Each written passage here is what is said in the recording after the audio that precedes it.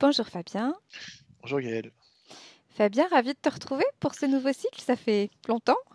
Oui, ça fait un petit moment. Je suis ravi également. Alors, donc tu connais le principe, on va partir dans ce nouveau cycle qui est le numéro 79, cycle d'investigation organisé par la Griffasie Academy, donc dans différents pays, différentes langues. Et je vais simplement te lire les questions du protocole, donc la partie fixe, et la partie libre après, on reviendra sur les informations que tu auras données. On D'accord. ira explorer. OK? Ok. Alors, prends le temps de t'installer, je vais compter de 10 à 1. Tu vas pouvoir fermer tes yeux quand tu seras prêt. Je vais te lire donc la première question. Qu'arrive-t-il généralement au système nerveux central pendant la phase de rêve? Qu'est-ce qui te vient?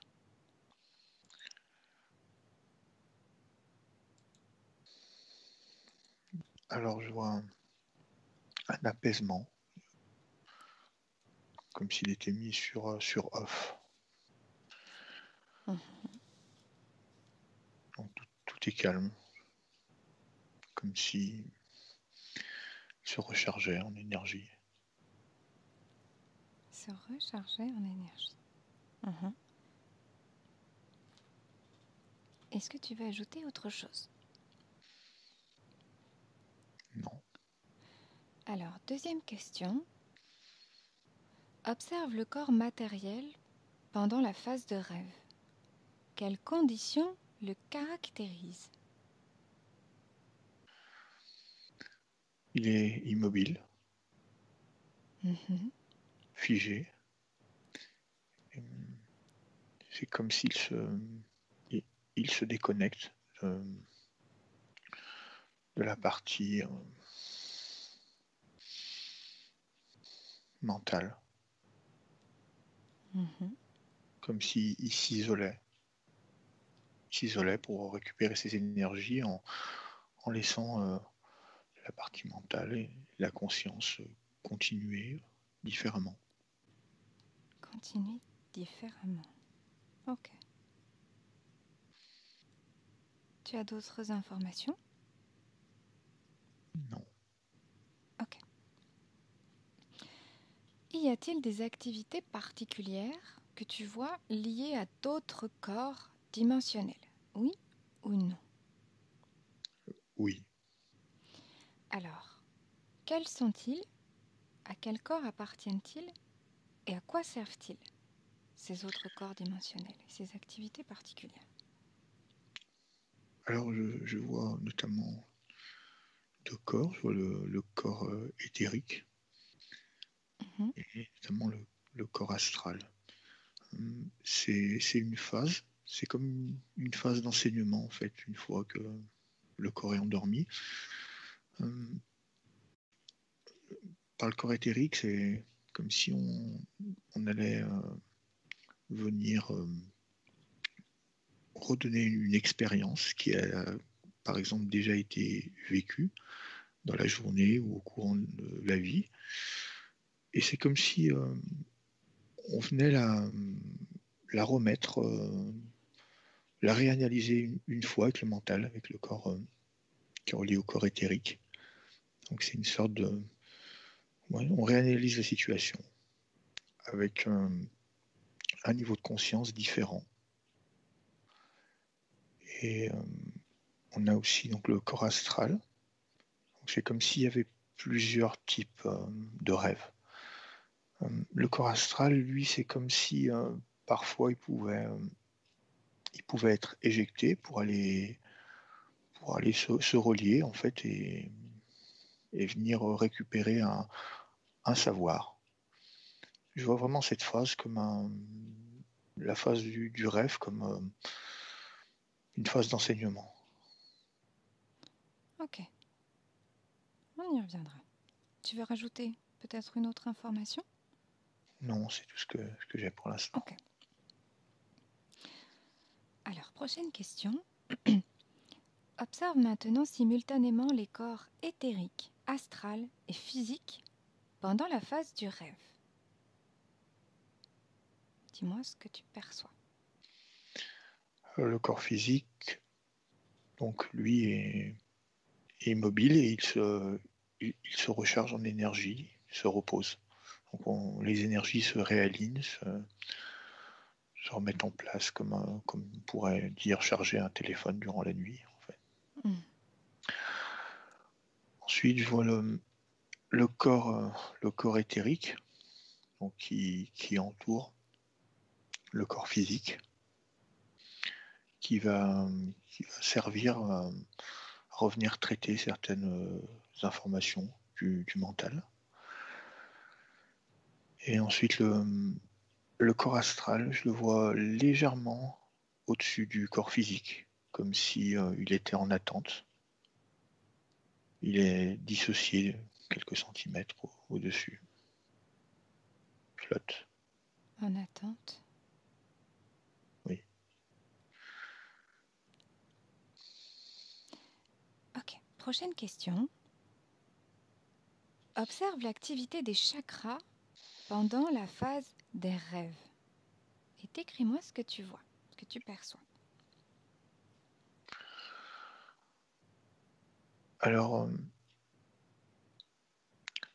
je vois une activité au niveau du chakra qu'on appelle le troisième œil, ainsi que le coronal. C'est comme si on a les autres chakras qui descendaient en énergie, qui étaient moins actifs, et c'est ces deux qui avaient une suractivité. Voilà, comme s'ils ils allaient se connecter. C'est une phase où ces deux chakras, je les vois plus actifs que les autres.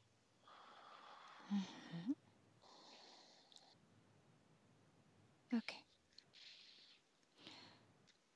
Prochaine question, tu as commencé déjà à y répondre, mais je te la pose quand même. Quels chakras sont les plus intéressés par l'état de rêve et pourquoi? Alors le troisième œil et le coronal, c'est les deux que je vois vraiment prédominants. C'est comme si au moment où la personne va rentrer en phase de sommeil, notamment de rêve, alors je vois plusieurs types de rêves qui peuvent être différents suivant l'enseignement qui va être puisé.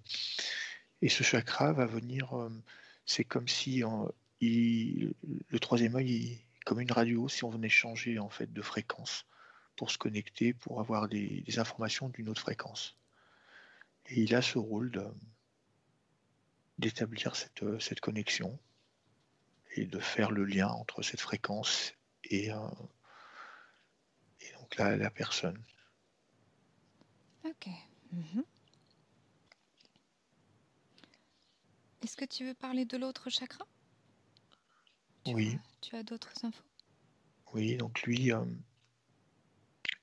il vient récupérer énergétiquement, sans qu'il vient, ouais, il vient comme si l'énergie qui venait drainer, l'énergie, c'est comme si ça faisait fonctionner le troisième œil. C'était un peu comme si c'était sa pile, on va dire. Il fonctionne en synergie les deux.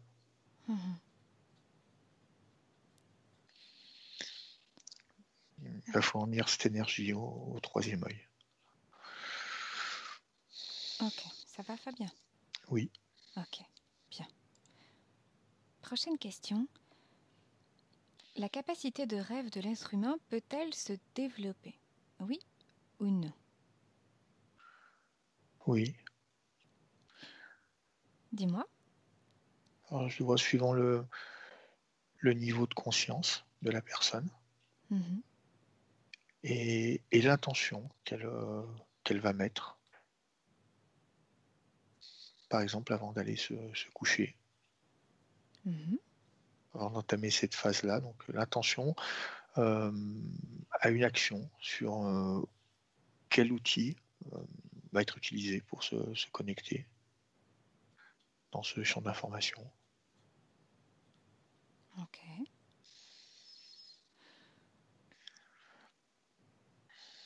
Et par rapport à cette question, qu'est-ce que ce développement impliquerait?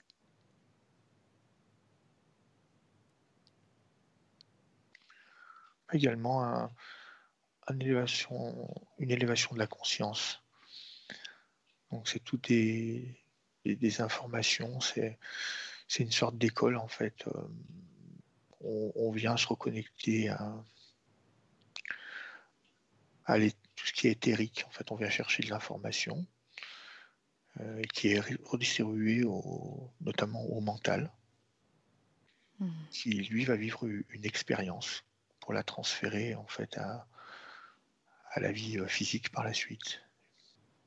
Des prises de conscience ou des éléments qui peuvent être mis à ce moment-là qui peuvent être mis en lien, différentes expériences de la vie qui à ce moment précis vont être mis en lien pour en tirer certains enseignements, par exemple. Très intéressant. Ok. Prochaine question. Y a-t-il un lien entre la télépathie, la clairvoyance, la vision psychique et la phase de rêve? Oui ou non? Oui, on va toujours utiliser ce chakra donc du troisième œil, Mhm, notamment avec physiquement la glande pinéale. mhm. Et c'est ce qui nous donne accès en fait à ces différentes capacités et on va dire différents outils qui peuvent soit être déjà actifs ou qui peuvent être activés. Mhm. Mais toutes ces facultés sont en lien et viennent se compléter entre elles. Ok.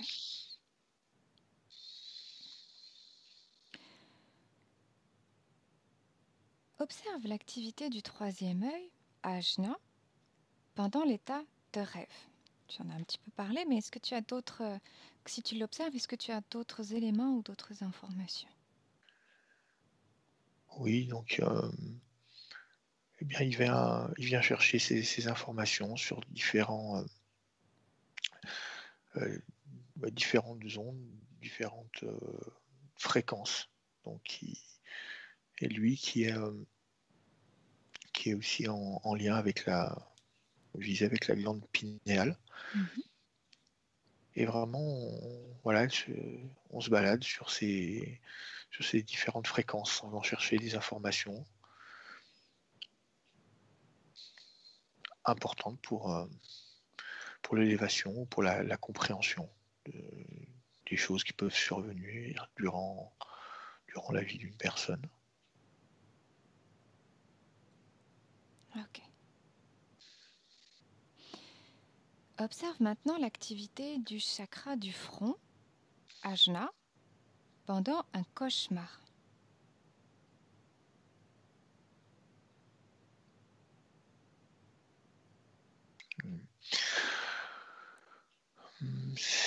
Alors, dans un cauchemar,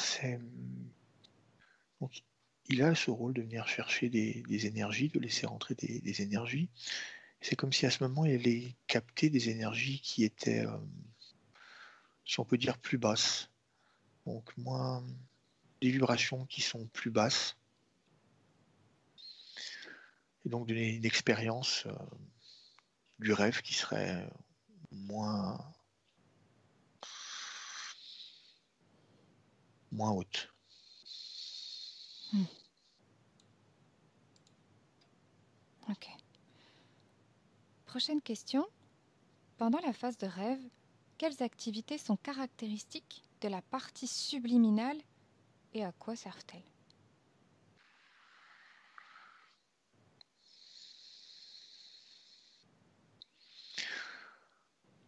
Alors, c'est la partie subliminale au moment du rêve.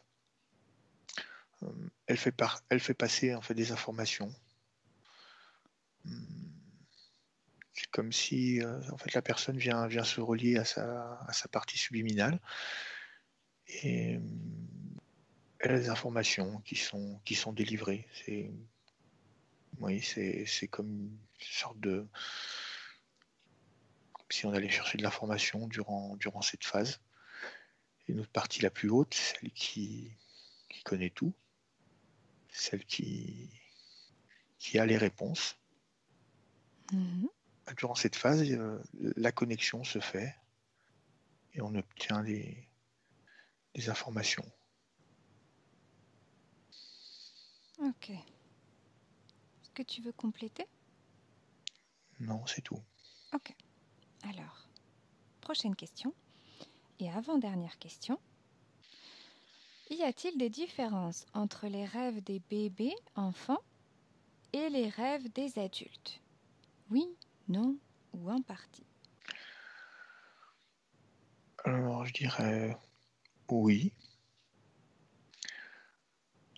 C'est, je vois l'adulte, en fait, il y a cette mentalisation dans le rêve qui intervient. Alors que le bébé, lui, c'est comme s'il était sans filtre. Il est directement, on va dire, c'est comme si l'état du bébé ne changeait pas, en fait. Qu'il soit les tout petits bébés, c'est comme s'il est réveillé et endormi. On a à peu près le même état qui est. C'est comme si le bébé, lui, n'avait pas encore toutes ces instructions mentales. Donc il y a aucune mentalisation en fait dans le bébé. Il n'y a aucun jugement. Donc c'est comme si en fait il n'avait pas d'enseignement à prendre, lui, contrairement à l'adulte. C'est comme si tout était tout était là en fait. Il n'y avait pas de questions, il n'y avait pas de savoir apprendre en fait. C'est très fluide. C'est comme s'il arrivait de son incarnation déjà tout prêt, et c'est par la suite en fait qu'il va commencer à mentaliser les choses, et ses rêves vont commencer à se modifier, à venir travailler ces choses qu'il peut rencontrer qui sont liées à la dualité, Hmm. choses que le bébé ne connaît pas au début. Mhm. Est-ce que tu as d'autres différences que tu constates entre bébé, enfant et adulte? Parce que c'était la dernière question. Sinon, on passe à la partie libre. Oui, je pense avoir tout. Partie libre, c'est parti. Il y a des choses déjà, toi, que tu veux explorer à nouveau? Non, je vais suivre. Parfait, j'ai déjà quelques petites questions. Quand tu parles justement de ce bébé qui dort, comme s'il n'y avait pas cette mentalisation, est-ce que tu veux bien regarder sur l'évolution d'un bébé qui va devenir adolescent, adulte? Comment se construit cette mentalisation que tu distingues dans les rêves des adultes? Bien, c'est le bébé au début, c'est comme si la conscience n'était pas totalement dedans. C'est comme si elle était encore, il y avait une partie qui était encore dans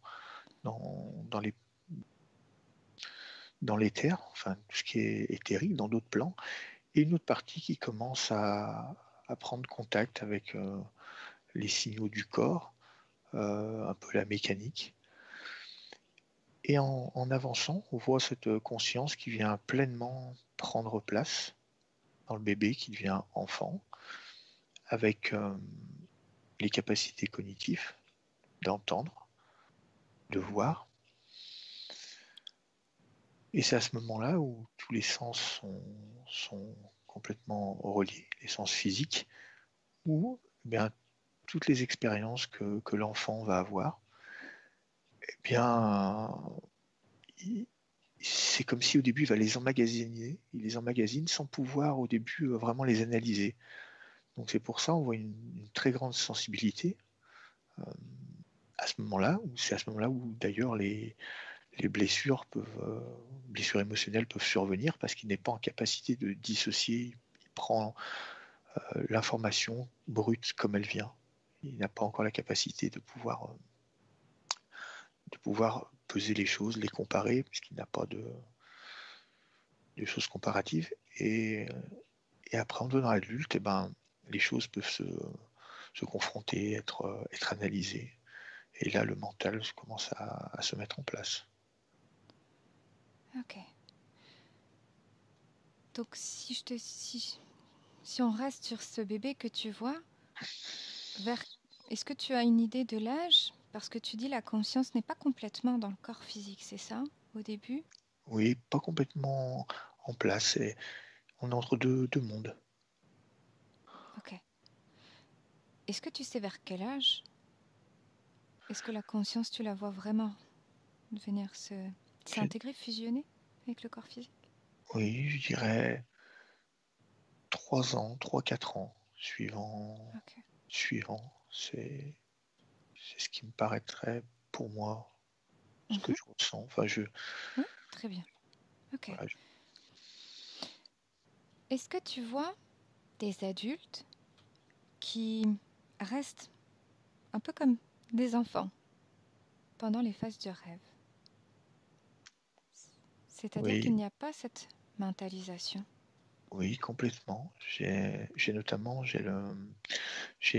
les personnes qui sont atteintes de trisomie, d'autisme, Mhm. euh, où justement, voilà, on a cet état de conscience d'enfant, où la mentalisation, même si elle survient, elle va être très rapide, elle va disparaître. Il n'y a pas un suivi dans la mentalisation, ce qui permet tout de suite de relâcher et d'être ils sont comme des bébés, tout à fait, Ok. complètement libres. Ok. Est-ce que tu veux bien? Ça va, Fabien? Oui, Tout va bien? Ok. oui. Déconnecte-toi de cette scène. Déconnecte. Et prochaine question. Est-ce que tu veux bien regarder justement un adulte qui rêve et nous décrire? Décrire les phases que tu vois, phases de rêve, Oui. et qu'on... Oui, dis-moi. Alors, je peux voir plusieurs phases. Je vais les développer. Oui. Alors, on a une phase qui sera, on va dire, plus terrestre, si je peux appeler ça comme ça, plus terrestre. On va venir démonter, analyser des scènes qui ont eu lieu ou qui n'ont pas eu lieu, mais qui sont reliées vraiment à l'incarnation, à tout ce qui est matériel. Donc on a cette phase de rêve où on vient expérimenter ou des relations, voilà, pour que le mental progresse en fait. Et on a une autre phase où ça sera plutôt une connexion avec des états de conscience plus hauts, euh, des niveaux vibratoires plus hauts, où c'est des enseignements de sagesse, de connaissances, mais qui, qui sont autres de ce qu'on vit dans tout ce qui est terrestre. Mhm. Et c'est un peu comme, enfin, on vient se relier justement à cette connaissance universelle voilà, qui nous est donnée. Et ensuite, je peux citer une troisième phase où, euh, qui est plus rare, qui peut être consciente ou inconsciente, où on voit le corps astral complètement partir et aller faire des expériences euh, dans des dimensions, aller faire des expériences et revenir comme il était en quelque sorte télécommandé ou téléguidé. Donc il revient ensuite rapporter cette expérience-là. Est-ce que c'est possible de trouver une personne qui te vient, et celle qui te vient, et de regarder, de l'observer quand elle dort, et de rentrer plus dans le détail de cette expérience? Surtout la deuxième et la troisième expérience, celle que tu parles, où cette personne observe-la et regarde ce qu'elle va aller chercher dans cette source d'information que tu dis une source d'information universelle. Et qu'est-ce qu'elle ramène? Alors on a toutes ces énergies d'amour, euh, Mhm. comme si On voulait un petit peu alléger et revenir se connecter vraiment à l'essence même Mhm. de la conscience, comme un peu guérir ses blessures, la rassurer en lui montrant d'où elle vient et lui rappeler pourquoi elle est là et lui délivrer des informations, mais au moment opportun dans la vie. Donc cette phase sert vraiment à diriger l'être euh, à un moment précis. Donc les informations sont vraiment délivrées au moment précis, voilà, pour l'élévation. Et c'est simplement se reconnecter avec cette conscience universelle. Et Est-ce que tu as une personne en particulier devant toi? alors oui, j'ai observé une personne qui le faisait. C'est homme, femme? On est où? C'est un homme allongé Mhm. dans un lit. Et culturellement, on est où? Enfin, géographiquement? C'est moderne, c'est en Europe, un Ok, pays européen, donc c'est ce que nous connaissons. ok. Est-ce que tu pourrais me donner son âge? 38 ans. Ok. Est-ce que tu veux bien écouter cette conversation, avec son accord, bien évidemment? Écouter cette conversation avec cette partie plus haute de lui, si j'ai bien compris, Oui. et nous rapporter ce qu'il dit. Qu'est-ce qu'il lui dit? Alors, alors je peux dire que c'est une conversation énergétique. Ce n'est pas des mots Mhm. seulement. Donc, si je viens capter, je vais ressentir des émotions profondes, des émotions libératrices, des émotions de. Alors tu as la capacité de tout traduire. Lorsque tu es dans l'éther, effectivement, les informations que l'on perçoit sont comme codées ou peuvent apparaître comme codées en premier lieu, mais tu as la capacité de tout décoder, de tout déchiffrer, exactement comme tu peux déchiffrer un ADN. Et si tu écoutes, qu'est-ce que tu entends?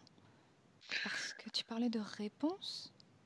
Oui, j'ai des mots comme ouvre-toi, aime, Mhm. pardonne, connais-toi. Euh, c'est tous ces mots qui sont, oui, qui sont rappelés. C'est des rappels en fait de l'essence. Et tous ces mots en font partie. La compassion, la gratitude. Euh, et Ok. puis de rappeler que cette conscience qui est d'une partie qui est, on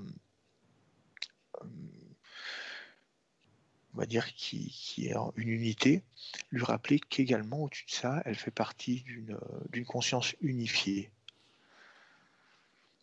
Ok. Ok, ok.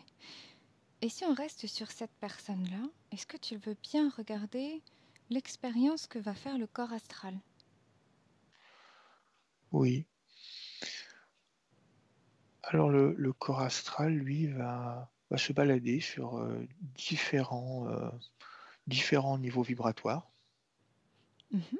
et également sur différentes parties on peut appeler des univers, des lieux, Mhm.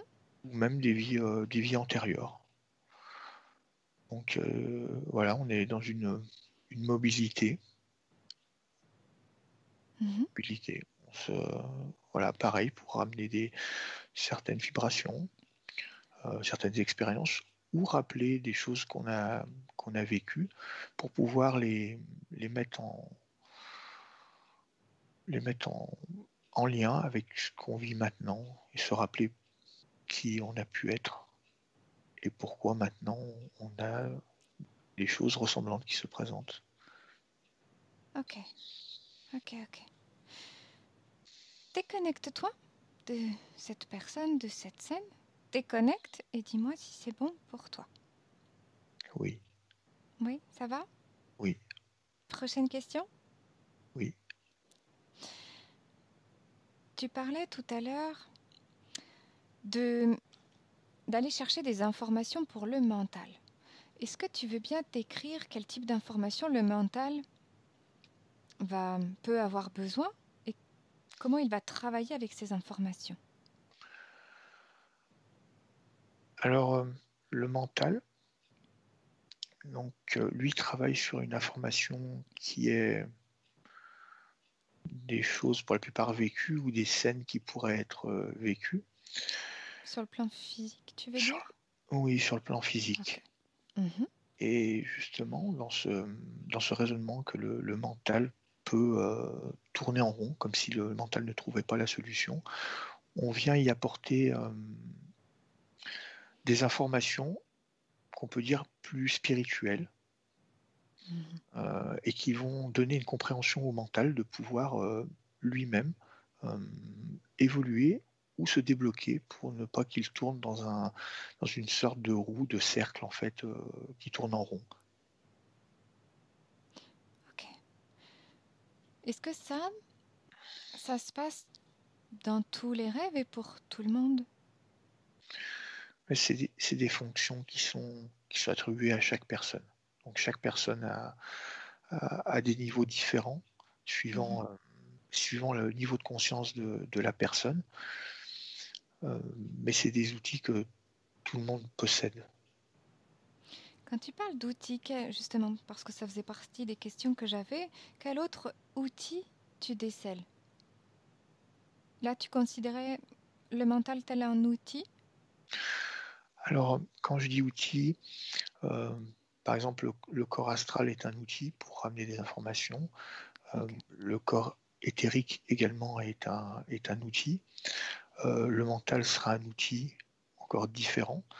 Et tous ces outils fonctionnants viennent mettre justement toutes leurs informations qu'ils ont chacun pu récupérer ou drainer et les mettre justement en lien pour pouvoir générer des réponses, des fonctionnements. Et Mhm.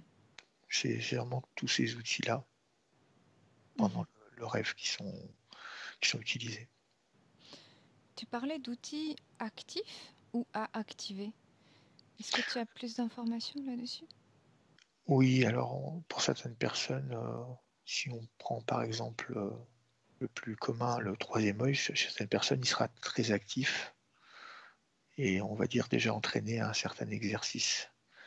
Donc il aura une facilité par les rêves à recevoir des informations, à aller chercher et à recevoir des informations. Il aura ce rôle. Et chez certaines autres personnes euh, qui n'auront pas réellement activé au plein potentiel ce chakra, eux vont, pour leur stade d'évolution, se contenter des informations mentales, plus, euh, plus mentales, oui, tout à fait. Ok, ok. Tu parlais aussi à un moment donné du rêve qui dépend des intentions. Oui, Tu peux développer? oui. Alors, au moment du coucher, c'est au moment où quelqu'un qui a pris conscience de ce fonctionnement, comment peuvent fonctionner les rêves, euh, consciemment, il sait qu'il a des outils à sa disposition, donc il va déjà, dans un premier temps, envoyer cette intention euh, d'aller dans un certain type de rêve. Et ça le dirigera au moment de l'endormissement, ça le dirigera ou ça peut le diriger vers un type qui sera plutôt, on peut dire, typé sortie de corps, ou simplement de se connecter à des consciences supérieures. Et c'est vraiment cette intention de départ qui va donner la ligne de conduite pour la suite.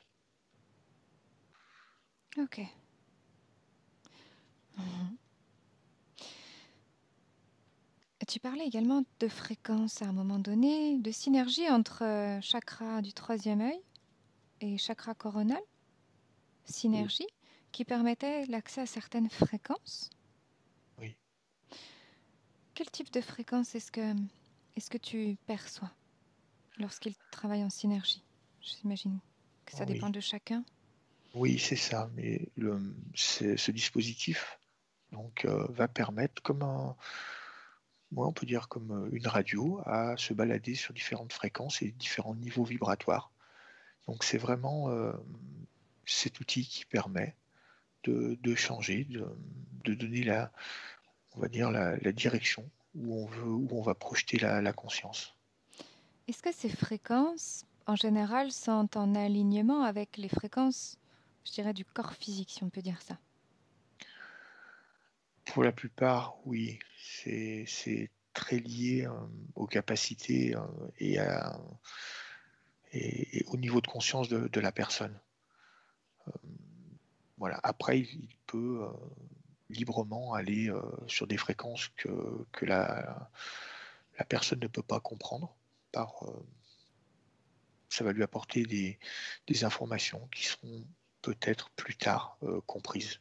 Mais des fois, ça peut être des informations où la personne va se réveiller et va voir ces informations, ne les comprendra pas parce qu'elles sont d'un niveau de conscience qui n'est pas encore atteignable au niveau même de son mental pour les décrypter. Et plus tard dans sa vie, elle pourra justement venir mettre ça en lien avec d'autres expériences qui peuvent survenir plus tard. Ok. Mhm. Encore une petite question. Tu parlais lors du rêve, enfin la phase de sommeil ou du rêve, je ne sais plus, quand les énergies se réalignent. Est-ce que tu veux bien décrire qu'est-ce que les énergies qui se réalignent? Oui.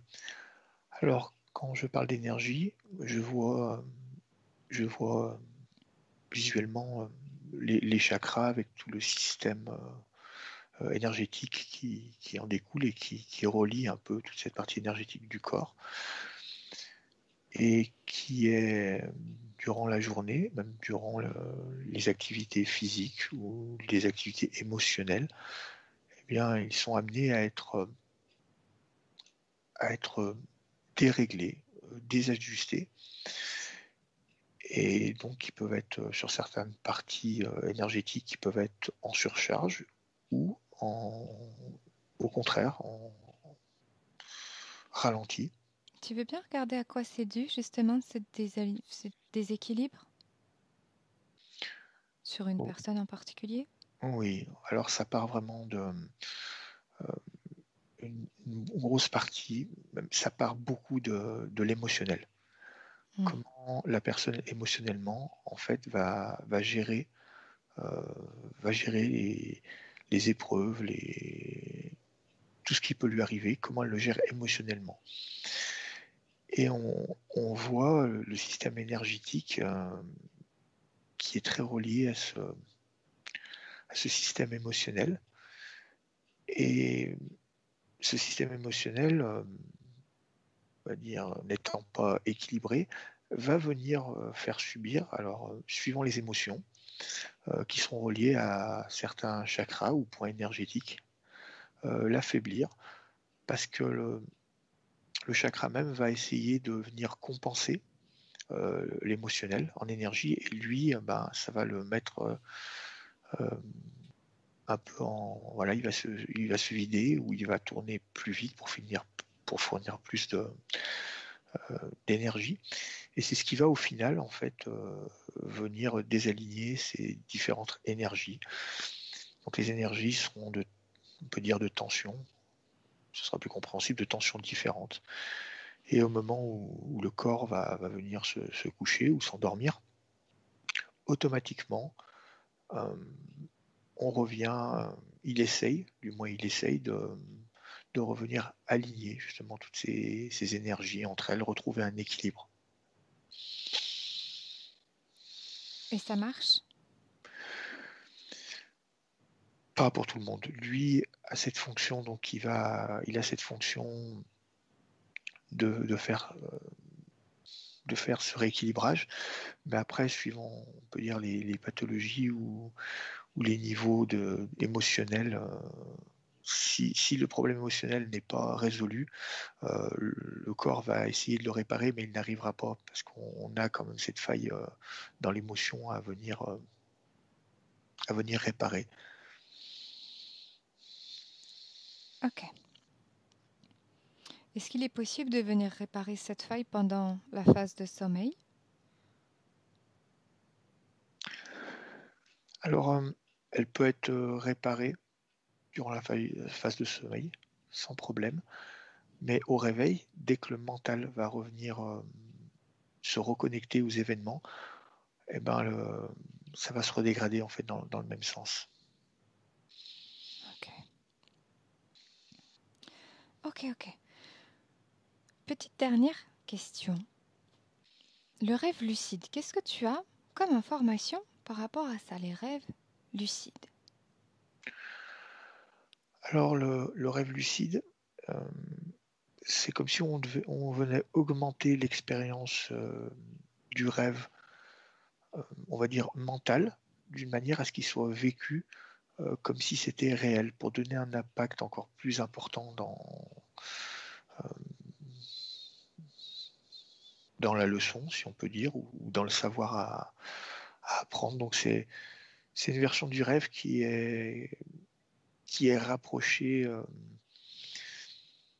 vraiment de ce qu'on peut vivre réellement, pour que ça ait un impact encore plus fort sur la personne.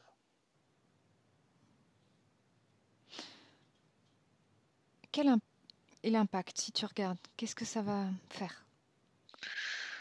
Eh bien, à titre de comparaison, une personne qui va se réveiller en ayant fait un rêve un petit peu oublié, un petit peu le Mhm. rêve, elle va se réveiller le matin en se disant ce n'était qu'un rêve.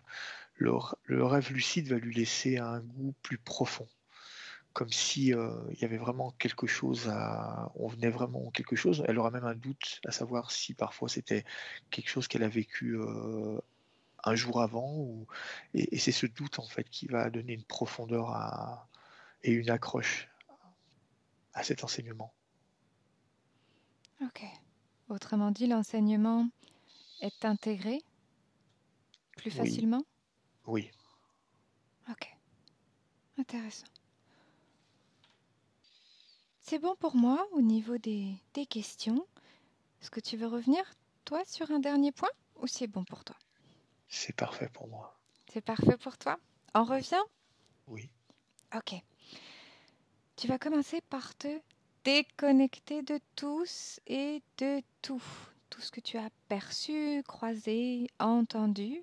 Et tu vas revenir à toi et uniquement à toi, à tes énergies propres. Et je vais compter de 5 à 1. Et tu vas revenir dans l'ici et le maintenant d'où je te parle. Tu peux ouvrir tes yeux. Comment ça va, Fabien? très bien. Merci Gaël. Welcome back. Tu es bien revenu? Oui, c'est très bien. Très intéressant ce sujet qui mériterait encore 1000 questions, je pense. Oui, très vaste. Alors, je coupe l'enregistrement et merci Fabien. Merci Gaël. Benvenuto a questo nuovo video di Disclosures. Oggi parliamo della cosiddetta sessione di ipnosi investigativa. In realtà non esiste una sessione di ipnosi investigativa. Non che non si possa fare investigazione di ipnosi, però è che non esiste una sola sessione di ipnosi per dire si è fatta investigazione, per prendere quell'informazione come buona. Perché? Sappiamo intanto che l'informazione che arriva in ipnosi è molto contaminata. La percentuale di inquinamento dell'informazione è altissima. Pensate a questa informazione che viaggia per tantissime dimensioni, attraversa densità, passa per coscienze che volontariamente o involontariamente possono distorcerla. E poi arriva infine alla persona che sta in ipnosi, che ha una coscienza, ha una mente, ha un'esperienza e interpreta questa informazione secondo la sua struttura mentale, secondo le sue credenze, che per quanto si possa essere più o meno liberi mentalmente, liberi pensatori, sempre c'è una parte subliminale che interpreta in base all'educazione ricevuta, alla cultura e perché no, anche tutte le esperienze di esistenze passate che ancora lasciano un segno in noi. Per capirci È come se dovessimo parlare con un'altra persona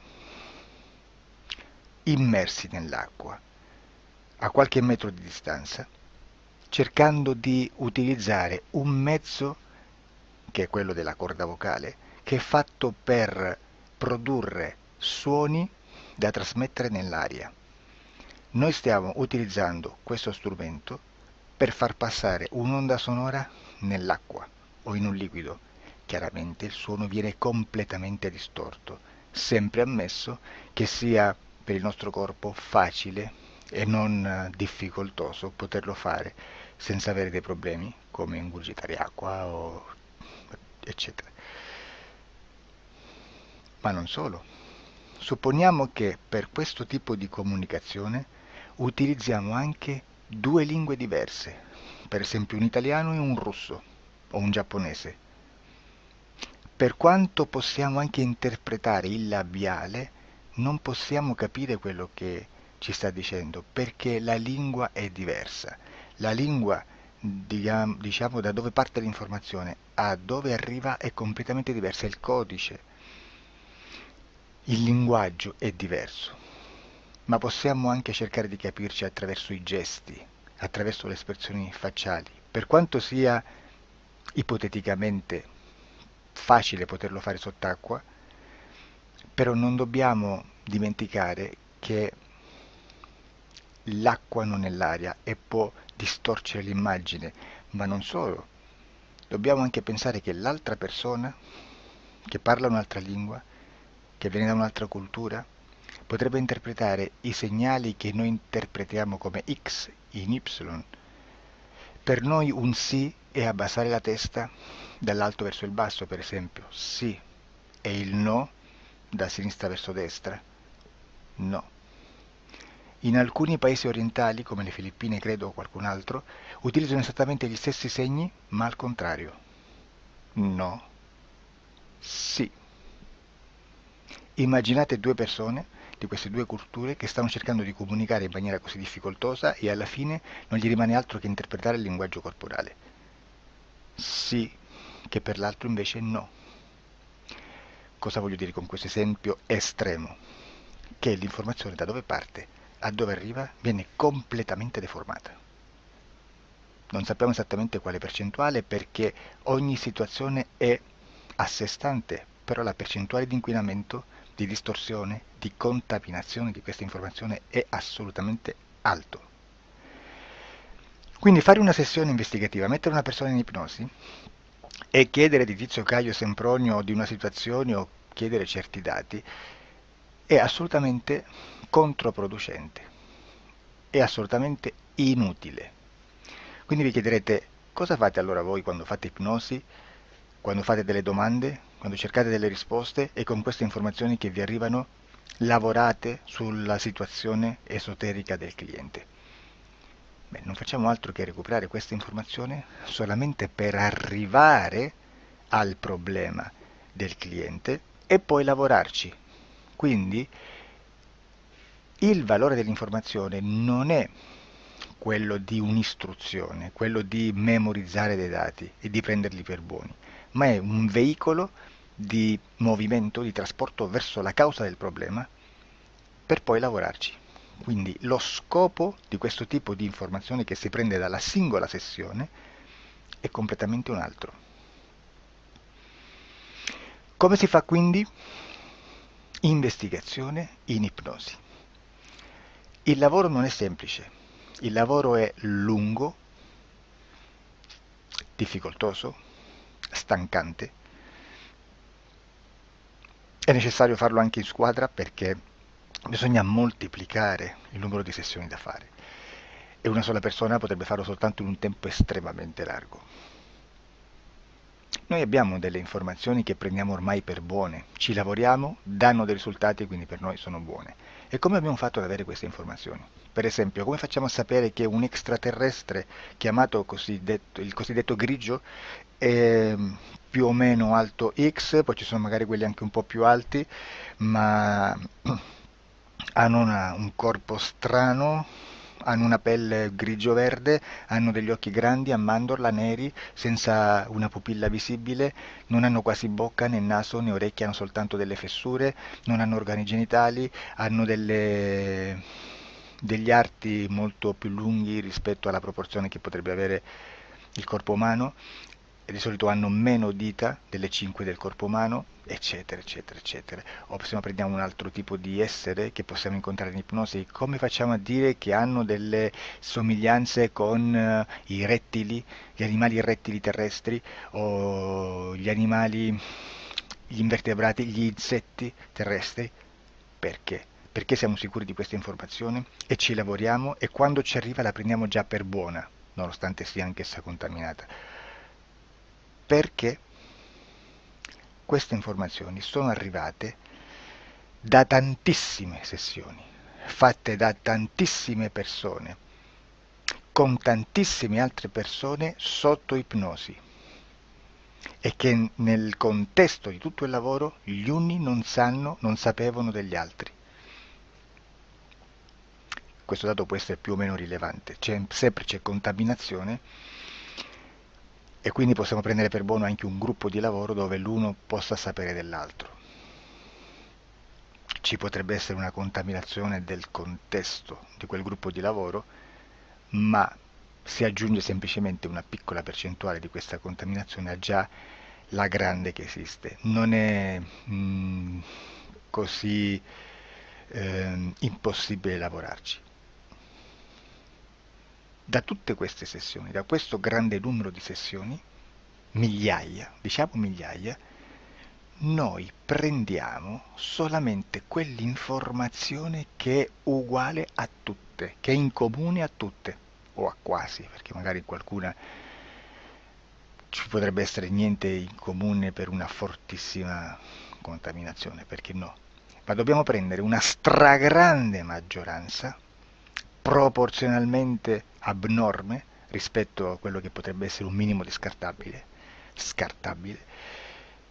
e lì possiamo prendere per buona questa informazione. Quindi se noi su 10.000 persone diverse, con operatori anche diversi, in cui in ogni sessione vediamo un essere che più o meno ha le stesse caratteristiche del grigio o dell'insettoide, a forma di mantide religiosa, o il rettile a forma di lucertola, per esempio, di serpente o di quello che sia, o se vediamo il pianeta Marte più o meno di colore rosso, o se vediamo dei sotterranei eterici, non fisici, nel sottosuolo terrestre, soprattutto sotto le grandi città, dove c'è concentrato molto potere, molta energia di questo tipo, e chi più ne ha chi più ne metta. Se vediamo degli impianti che hanno certi tipi di funzioni, certi tipi di forme in certe parti del corpo, e questa informazione la ritroviamo tutta o quasi in tutte le sessioni fatte,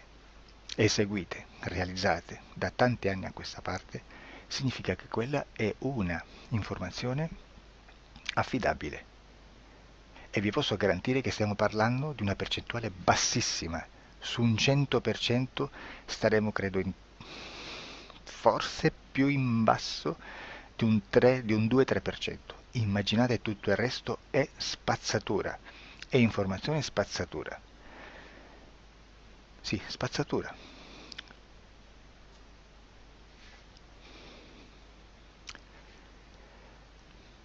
C'è anche un'altra cosa da dire. Supponiamo che un operatore faccia un'ipnosi e voglia andare a vedere cosa fa Tizio, cosa fa Caio, cosa fa Sempronio.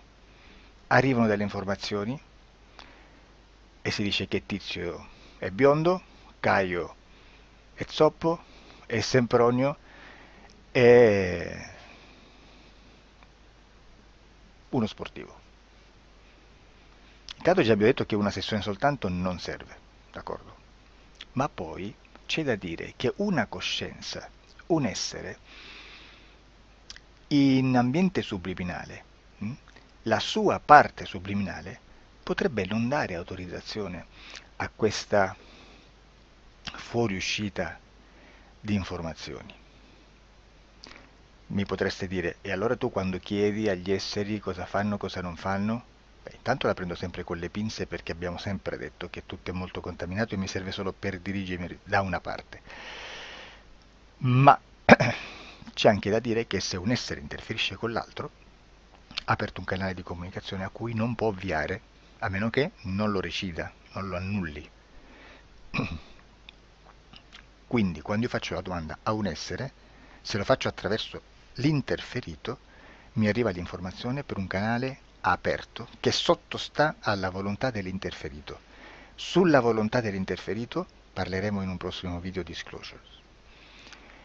Però, se io voglio fare un'investigazione sopra Tizio, Caio e Sempronio che non hanno nessun collegamento, nessuna interazione e nessuna interferenza con il soggetto con cui io sto realizzando l'ipnosi,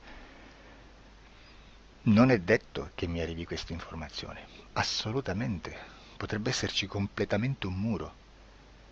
Come potrebbe esserci informazioni perché quell'altra parte potrebbe autorizzare comunque. Ma non è detto. E comunque quando ci arrivano informazioni, in una situazione di non interferenza o non interazione, non possiamo sapere esattamente se sono informazioni che ha autorizzato la parte subliminale dell'altra persona o dell'altro essere, o qualche altro essere, qualche altra entità furba, approfitta della situazione, osserva quello che sta succedendo, si mette in mezzo, si fa passare per l'altro e dà informazioni, ovviamente distorte, prima perché non è detto che debba conoscerle, e anche se fosse potrebbe manipolarle a sua volontà e a suo vantaggio. E quindi immaginate che situazione ridicola ci si viene a trovare, in quale situazione ridicola ci si viene a trovare in questi casi. Da qui si vede quando un operatore riesce a utilizzare l'informazione in ipnosi come per lavorare su un soggetto.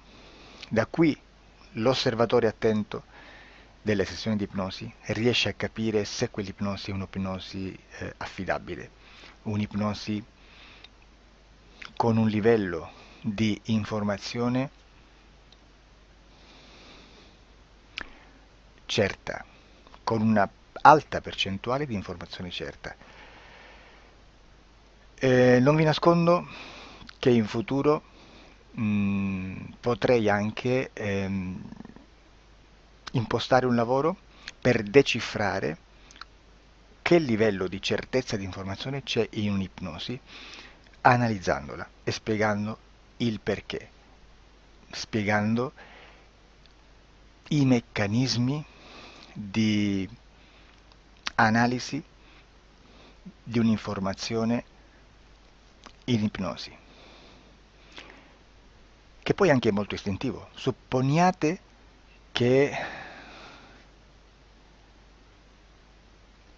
Supponiamo che dobbiamo cercare un'informazione su internet, per esempio un fatto di cronaca. Voi preferite mettervi su un sito ufficiale? A caso.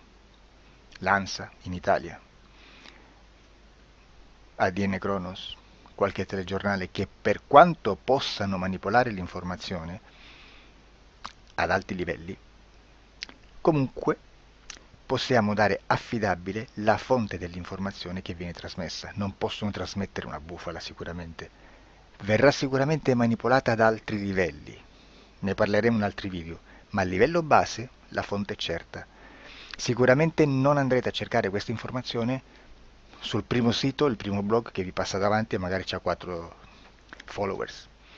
Perché? Perché non vi dà nessuna garanzia della certezza della fonte. Non c'è un controllo né nella struttura interna di questa agenzia di informazione e né dal grande pubblico che per la quantità di persone che attingono quell'informazione si può dedurre se l'informazione è certa o meno, perché è un'informazione che passa in un pubblico così vasto che se ci dovesse essere una distorsione con la realtà è molto probabile che venga fuori. Credo che abbia detto quasi tutto sulle sessioni investigative. Prima di chiudere aggiungo che proprio per questo stiamo conducendo dei cicli di investigazione in ipnosi regressiva che comprendono tante sessioni con persone diverse, con una buona o eccellente suscettibilità ipnotica, sicuramente, per poter indagare su spazi ristretti su alcuni temi. Perché dico spazi ristretti? Perché se andiamo a prendere eventi grandi nel tempo, nello spazio, storici, parlare di qualcosa di molto generico implica una quantità di sessioni abnorme. Immaginate se dovessimo fare una sessione investigativa sui buchi neri, quanta informazione ci sarebbe e quante informazioni da filtrare. Sarebbe quasi impossibile farlo in questa maniera. Ma se noi riduciamo lo spazio di investigazione, se noi prendiamo per esempio, investighiamo sulla pedofilia nella Chiesa Cattolica, ecco, se già restringiamo il campo d'azione, è molto più facile che possiamo attingere informazioni affidabili, presuntamente affidabili, con un numero di sessioni sicuramente alte, ma ridotte rispetto ad altri tipi di sessioni molto più generiche, su temi molto più generici. Quindi per fare anche delle investigazioni su temi molto generici bisogna suddividerli in temi, in dettagli, per poi alla fine, quando tutta l'informazione è stata filtrata ed è stata dedotta l'informazione comune, si possono mettere insieme per cominciare a costruire il quadro, mettere insieme tutti i puzzle. Questo è il vero senso dell'informazione in ipnosi, quando si fa ipnosi investigativa. La sessione per risolvere una problematica, un problema, con una presunta origine esoterica di un cliente, di una persona, è un'altra cosa, sono altri metodi, altre tecniche e l'informazione si usa in un'altra maniera, ha un altro scopo. Grazie, ci vediamo al prossimo video. Disclosure. Ciao.